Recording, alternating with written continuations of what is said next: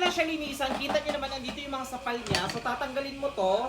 And then meron ditong ano, ayan. Tatanggalin mo lang yan. And then dito, tataas mo lang yan. And then pag nataas na, pwede mo na siya iangat. Ayan. So tatanggalin mo lang itong mga sapal niya. Ayan, ganito lang kabilis. Tatanggalin mo lang to. So ganyan, okay na itong mga excess kasi hugasan naman yan mamaya. Tapos next, ayan. Ibababa mo lang yan. And then, ayan na siya. So mas mabilis to guys. Tatapon mo lang to ng ganyan. And then kita mo tong silver na to, iaangat mo lang siya ng ganyan. Ayun.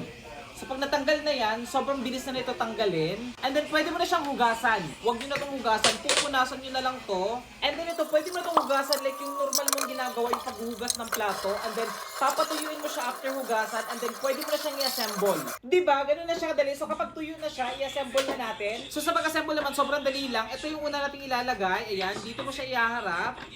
Ayan. Tapos ito naman, ilalagay mo lang siya dito sa gitna. Ayun. And then ito naman, ilalagay mo lang siya dito. Ayan, making sure na harap niya to ha. And then pwede mo na siyang ilak. Ayan. Ayun. Tapos dito naman. Ayun. Sobrang dali lang. And then, ito naman, ilalagay mo lang siya dito.